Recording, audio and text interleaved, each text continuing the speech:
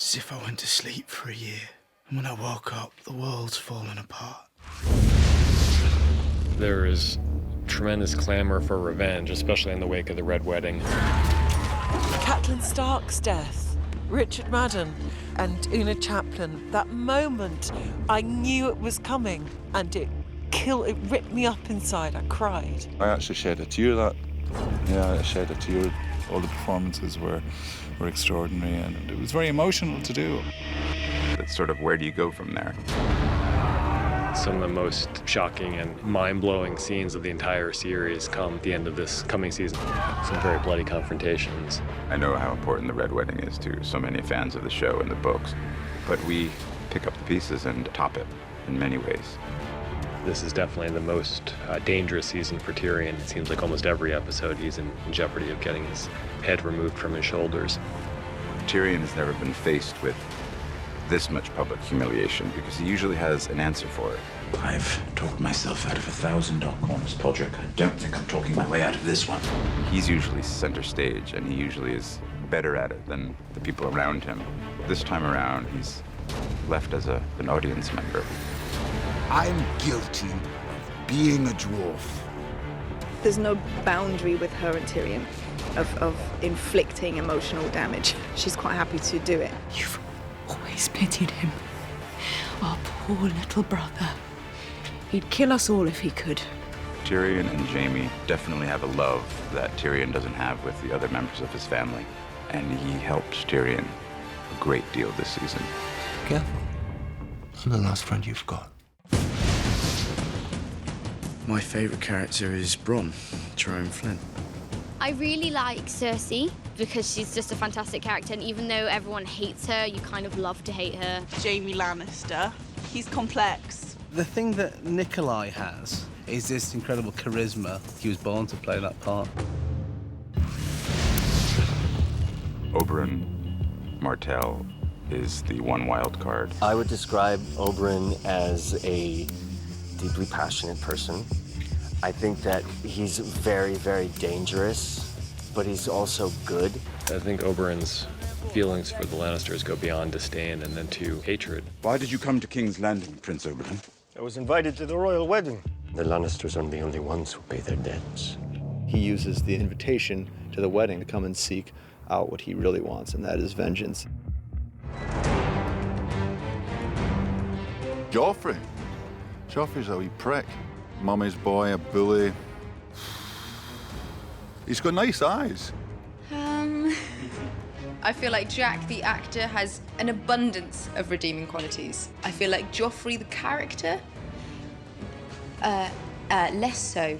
He's kind of always sits like squiffy on his chair. He's like always picking it at the handle, and he's like, I am the king! Joffrey, I mean, clearly the last person on Earth you would want to have any kind of power. I broke Stannis on the Blackwater. Pity you weren't there to help, Uncle. My apologies, Your Grace. I was rather busy. Busy getting captured. It's the best fun to play such a hateful or hate-inspiring character. Just to get the reaction out of someone is it's very satisfying. It's nice to, make people hate you. A royal wedding is history. The time has come for us all to contemplate our history. In terms of the challenge of the wedding, it's the entirety of it. It's the totality of a massive scene which takes up about half the episode. It was like shooting a short film in itself, actually. I was shocked by the sheer scale. I really have never seen anything like that in Game of Thrones before.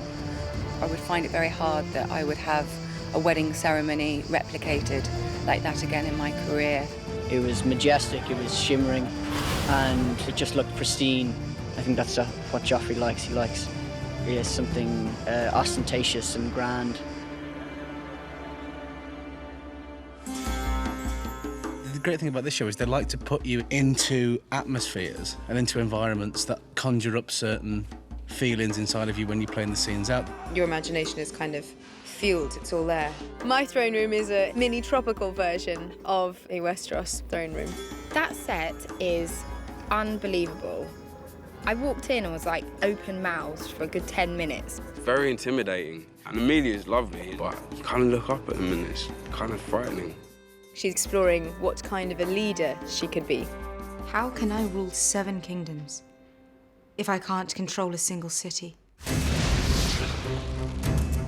The cities that Dany has previously liberated are beginning to revolt because it's all well and good going in and cutting the tie and seemingly breaking people free, but if you don't leave them with any kind of a structure or any kind of a commander who shares the same morals and views as the person who liberated them, then it's a free-for-all.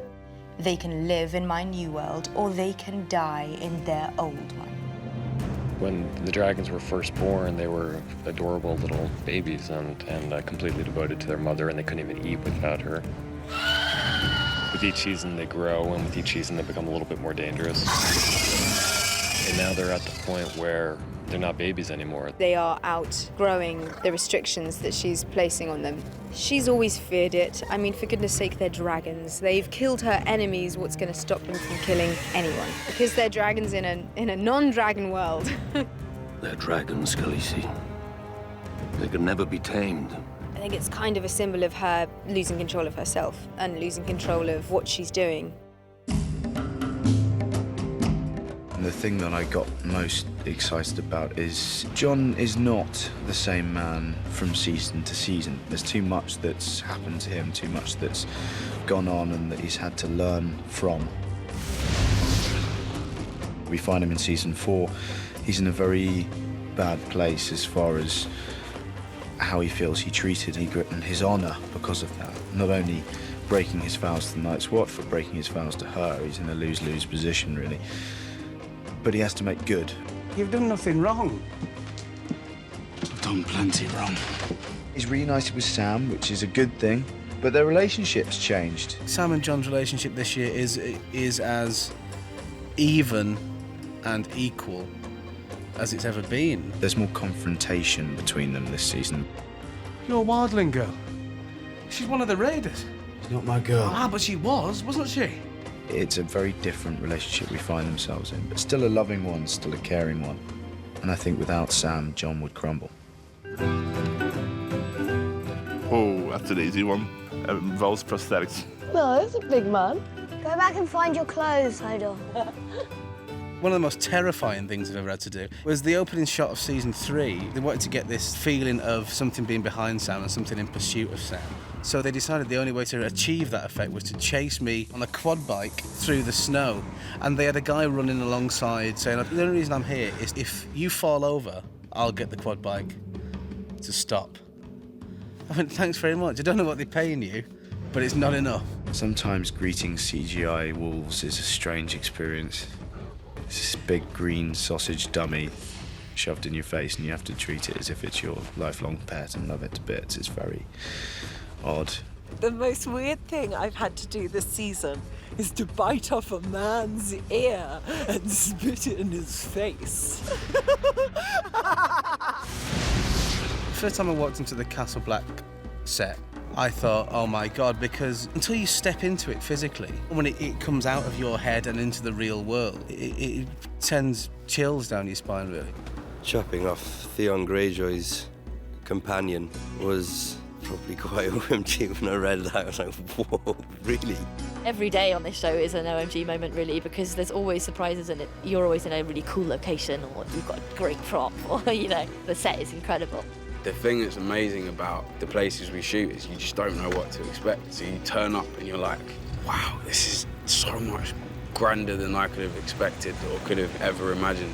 The biggest OMG moment is when you think you're nearly finished and then you've got 5 hours to go. Well, Nikolaj and I tried to do a dance number walking down the steps of the court. We thought it was fun. And the extras were all laughing and dancing. But the crew was really tired, and I don't think they responded. And then we just heard from the 80s, like, still rolling, reset.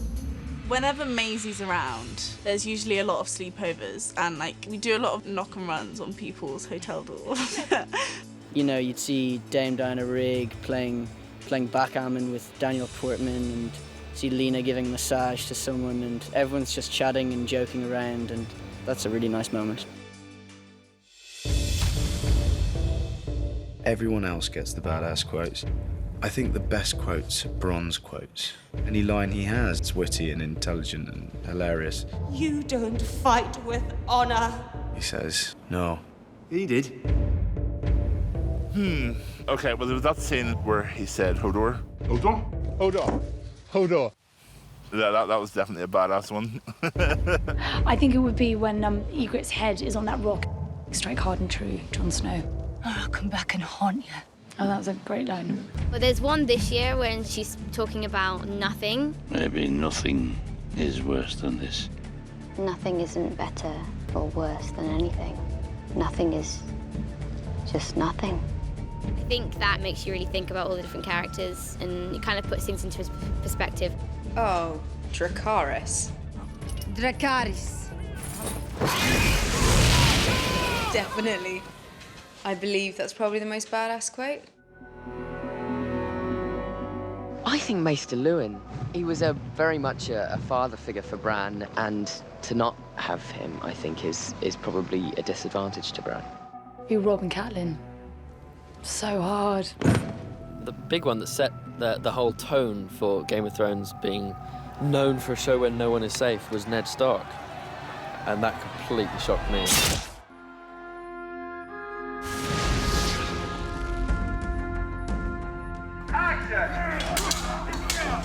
I think as in previous seasons, there's a build. I think what makes this season different is that things really get going much more quickly. It's more thrilling throughout than season 3 was. There's definitely objectively more action, and there are a whole lot of things on the production front that we've never done before. Everyone's kind of now loading the guns, loading their arrows, sharpening their knives, and it's just ripe. It's not building towards one specific climactic event. There are more climactic events in season 4 than there have ever been before. Every season up until now has been, episode 9 has been the big episode. Season 4 is just very steady. The stakes are higher throughout the season than they have been before. This season, the story just gets more intense. Some really juicy mental storylines. And it's just really exciting. The button's pressed and the accelerator is firmly to the floor here. There's a lot of action. The good guys are coming back this year, and that's nice to see. Yeah, we're making a stand. We hope people, when they come out of the season, will feel that the impact of the season as a whole would be even greater than the impact of the previous season. There are so many quality shows on television that I love and admire, but I don't think there's one with the scale of Game of Thrones in terms of the size of the cast, in terms of number of countries we shoot in, and you know, who else has dragons, really?